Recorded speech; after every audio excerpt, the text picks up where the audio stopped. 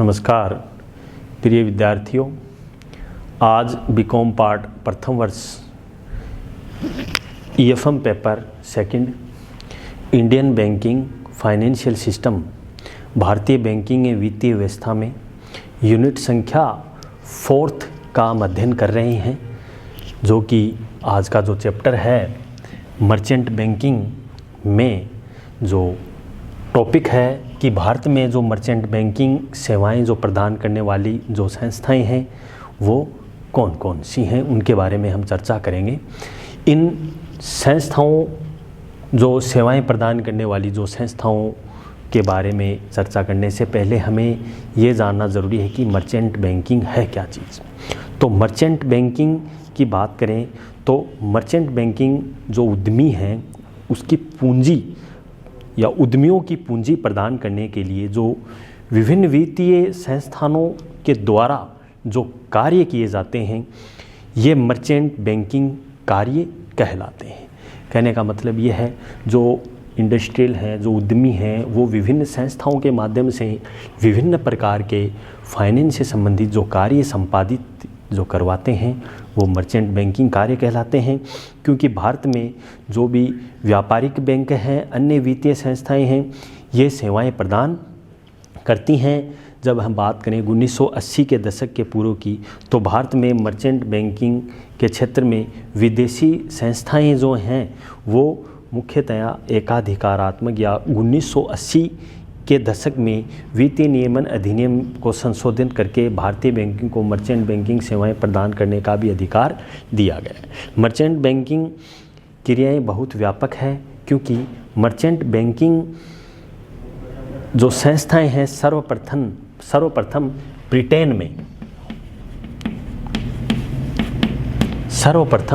Britain में इसकी स्थापना हुई, जो कि प्रारंभ हुई, जो कि ब्रिटेन में मर्चेंट बैंकों को स्वीकृति निर्गमन गृह भी कहते थे।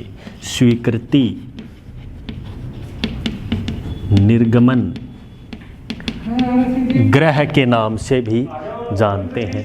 तो स्वीकृति निर्गमन गृह को भारत में मर्चेंट बैंकिंग की स्वीकृति गृह के नाम से भी इनको जाना जाता है। तो इस प्रकार से इसे हम विनियोग बैंक भी कहते हैं, इन्वेस्टमेंट बैंक के नाम से भी जानते हैं कि मर्चेंट बैंकिंग को इन्वेस्टमेंट बैंक भी कहा गया है। किस प्रकार से? क्योंकि मर्चेंट बैंकिंग अंतर्राष्ट्रीय स्तर पर होता है, क्यों मर्चेंट बैंकिंग विदेशी व्यापार से संबंधित सभी प्रकार की सेवाएं प्रदान करती हैं, जैसे सोने चांदी की खरीद, यूरो मुद्रा बाजार और विभिन्न प्रकार के फर्मों का बाज़ारों को इसमें क्रियान्वयन किया गया। तो मर्चेंट बैंकिंग जो व्यापारिक बैंकों से ये अलग होते हैं, क्योंकि मर्चेंट बैंक साधारण फीस लेकर वित्तीय सलाह एवं सेवाएं प्रदान करने में इनकी अहम भूमिका रहती है, जिसमें विभिन्न प्रकार के दलाल और प्रतिभूति निर्गमनकर्ता व्यापारिक बैंक ये कार्य संपादित करते हैं।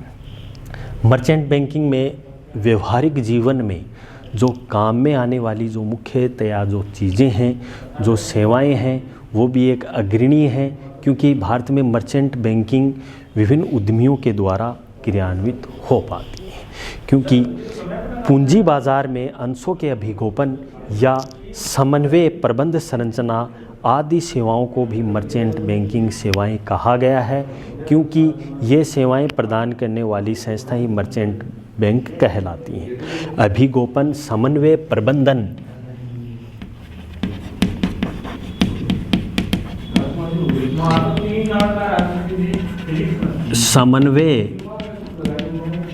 प्रबंधन आदि कार्य को संपादित करने वाली संस्थाएं या आदि सेवाएं मर्चेंट बैंकिंग सेवाएं कहलाती हैं।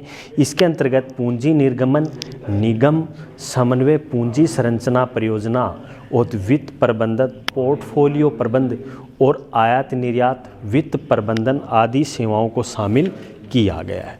मर्चेंट बैंकिंग ग्राहकों के नाम से भी इनको जाना जाता है, जो अपनी सेवाएं किसी बड़ी औद्योगिक परियोजनाओं या निर्गमन इकाइयों की उपक्रम की स्थापना या नई कंपनियों के प्रोजेक्ट में परिवर्तन, नियोजन, संपादन आदि से संबंधित कार्य, सेवाएं, तकनीकी को शामिल किया गया है। तो भारत में मर्चेंट बैंकिंग की हम बात करें तो भारत में मर्चेंट बैंकिंग का विकास पूंजी बाजार के साथ हुआ है, जिसमें विदेशी विनिमय रेगुलेशन एक्ट 1973 के रूप में कार्य संपादित किए गए। इसमें फेरा जो अधिनियम है, फॉरेन एक्सचेंज रेगुलेशन एक्ट के तहत 1 जनवरी 1974 से इसको लागू किया गया। अधिनियम के परिणाम स्वरूप विभिन्न प्रकार की विदेशी संस्थाओं भी इसमें क्रियान्वित रही हैं, जो कि ऐसी संस्थाओं को आवश्यकता अनुभव की जाने वाली प्रतिभूतियों या वित्तीय पूंजी एकत्रित करना, पूंजी निवेश में सलाह और सुझाव दे सकें आदियों को मर्चेंट बैंकिंग के रूप में विभिन्न प्रकार के बैंकों के रूप में सही एवं अग्रणीय भूमिका के रूप में क्रियान्वित रही हैं। इसका कार्य क्षेत्र व्यापक रहा है। तो अब मर्चेंट बैंकिंग की हम संस्थाओं की चर्चा करेंगे। तो भारत में मर्चेंट बैंकिंग सेवाएं प्रदान करने वाली प्रमुख बैंकिंग वित्तीय संस्थाएं निम्नलिखित हैं, जिसमें पहला है व्यापारिक बैंक, कॉमर्शियल बैंक।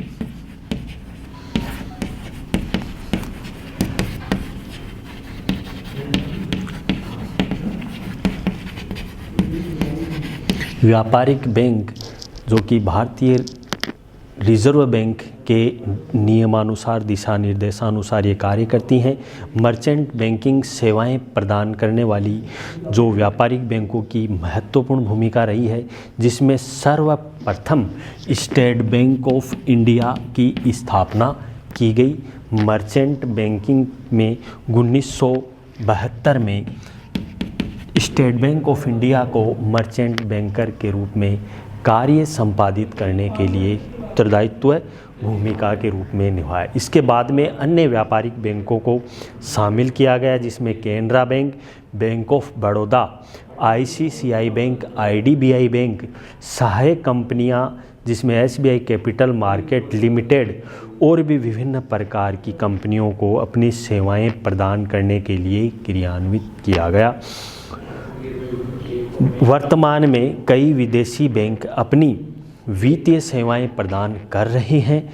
वे बैंकिंग, विदेशी मुद्रा ऋण की व्यवस्था संगठन क्षेत्र में लगे हुए हैं और विदेशी विनियोग के आकर्षण करने या भारत में विदेशी कंपनियों को संयुक्त उपक्रम के रूप में स्थापित करने के लिए भी सलाह भी दे रहे हैं। दूसरा है अखिल भारतीय वित्तीय संस्थाएं।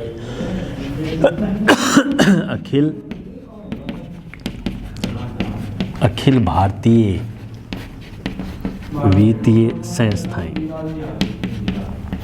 अखिल भारतीय वित्तीय संस्थाएं all India financial institutions merchant banking के क्षेत्र में विकास बैंक और औद्योगिक साख एवं विनियोग बैंक ICICI बैंक 1974 में अपनी सेवाएं प्रदान करने में अग्रणी रही हैं, जो कि एक अहम तरीके से क्रियान्वित हतोत्साहित रही हैं। इसके द्वारा कई प्रकार की सेवाएं भी दी जा रही है, जिसमें प्रोजेक्ट काउंसलिंग, ऋण संगठन, पट्टा वित्त और लीज फाइनेंस, प्रतिभूति पूंजी सहायता के रूप में किया। तीसरा है तकनीकी परामर्शदात्री संगठन। तकनीकी परामर्शदात्री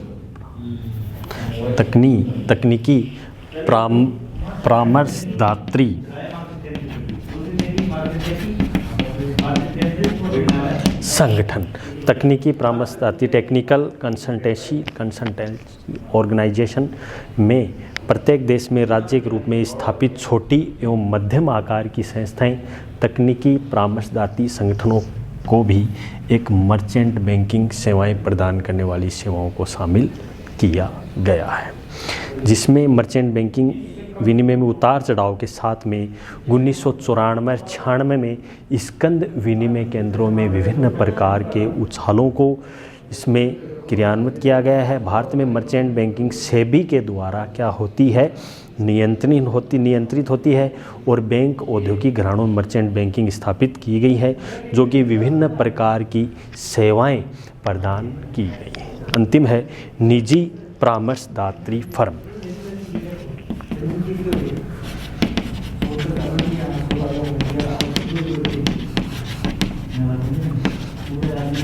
निजी परामर्शदात्री फर्म को शामिल किया गया, प्राइवेट कंसल्टेंसी फर्म को। इसमें मर्चेंट बैंकिंग कई निजी परामर्श फर्में भी कार्य कर रही हैं, जिसमें credit capital financial corporation limited और JM financial investment service limited DSP सहायता कंपनी की स्थायी योजना की प्रबंधकीय सेवाएं प्रदान करने में इनकी अग्रणी भूमिका रही है। निजी क्षेत्र में सहायता प्रदान करने, अंतर निगमन नियोजन को सलाह देने का भी ये कार्य करती है। तो इस प्रकार भारत में मर्चेंट बैंकिंग सेवाएं प्रदान करने वाली ये विभिन्न प्रकार की संस्थाएं हैं, जिसमें मैंने आपको बताया व्यापारिक बैंक, जो कि कॉमर्शियल बैंकों में विभिन्न प्रकार के राष्ट्रीयकृत बैंक सम्मिलित हैं, जिसमें विभिन्न प्रकार के 14 बड़े व्यापारिक बैंकों को शामिल किया गया और उसके बाद में 1969 को 6 बड़े व्यापारी बैंकों का राष्ट्रीयकरण भी किया गया। उनको भी मर्चेंट बैंकिंग की सुविधाएं उपलब्ध करवाने में अग्रणी भूमिका रही है। दूसरा, अखिल भारतीय वित्तीय संस्थानों को भी, जो 74 में गठित किया गया, तकनीकी परामर्शदात्री संगठनों को और निजी परामर्शदात्री संगठनों को शामिल किया गया। ये मर्चेंट बैंकिंग के रूप में एक अग्रणी, एक सहायक भूमिका का निर्वहन करती हैं। जैसा कि मैंने आपको बताया कि विभिन्न प्रकार की संस्थाओं के माध्यम से कार्य करवाना मर्चेंट बैंकिंग कार्य कहलाती है। और मर्चेंट बैंकिंग अभिगोपन, समन्वय और organisation, underwriting, coordination and management से संबंधित जो कार्य है वह मर्चेंट बैंकिंग के अंतर्गत आते हैं। इसमें उद्यमियों को विभिन्न प्रकार के लाभ उपलब्ध होते हैं, जिसमें सहायक तरीके से विभिन्न संस्थाओं के माध्यम से ही कार्य संपादित करने होते हैं, तो वो मर्चेंट बैंकिंग की श्रेणी में आ पाते हैं। अगले मर्चेंट बैंकिंग की सेवाओं में मैंने आपको बताया कि स्टेट बैंक ऑफ इंडिया, भारतीय स्टेट बैंक की अग्रणी भूमिका भी रही है, क्योंकि भारतीय स्टेट बैंक मर्चेंट बैंकिंग में 1972 में बहुत ही सराहनीय प्रयास इन्होंने किए।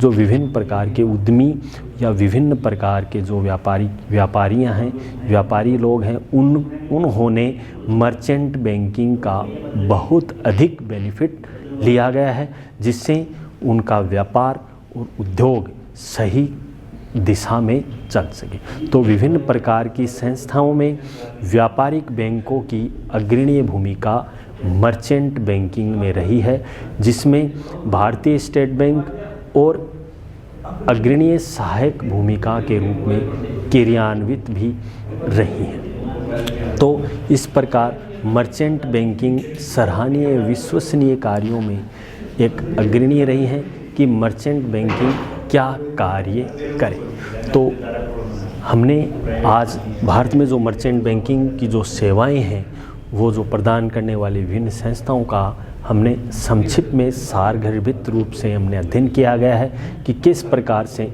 मर्चेंट बैंकिंग सेवाएं या मर्चेंट बैंकिंग की गतिविधियां अग्रणीय एवं सराहनीय रही हैं। तो हम नेक्स्ट वीडियो में हम चर्चा करेंगे कि भारत में मर्चेंट बैंकिंग या मर्चेंट बैंकिंग के क्या क्या कार्य हैं, उन कार्यों के बारे में हम चर्चा करेंगे, जिसमें सार्वजनिक निर्गमनों का प्रबंध किस प्रकार से किया गया है और अन्य कार्य मर्चेंट बैंकिंग के कौन कौन से हैं,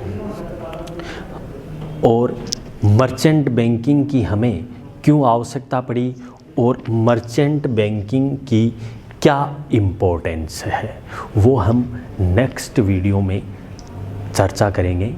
जो कि इनसे संबंधित प्रश्न आपके एग्ज़ाम में 3 ही बनते हैं मर्चेंट बैंकिंग से संबंधित, जो कि प्रथम ये कि भारत में मर्चेंट बैंकिंग की संस्थाएं कौन कौन सी है, दूसरा मर्चेंट बैंकिंग की आवश्यकता और इसका क्या इम्पोर्टेंस है, और वेरी इम्पोर्टेंट क्वेश्चनों में मर्चेंट बैंकिंग के कार्य कौन कौन से हैं, वो ये 3 प्रश्न हैं, जिसमें हमने आज के इस व्याख्यान में भारत में मर्चेंट बैंकिंग सेवाएं प्रदान करने वाली विभिन्न संस्थाओं के बारे में हमने चर्चा कर ली है। अब हम नेक्स्ट वीडियो में मिलेंगे कि भारत में मर्चेंट बैंकिंग के कार्य और आवश्यकता और महत्व कौन कौन से हैं। तब तक के लिए थैंक यू वेरी मच, धन्यवाद।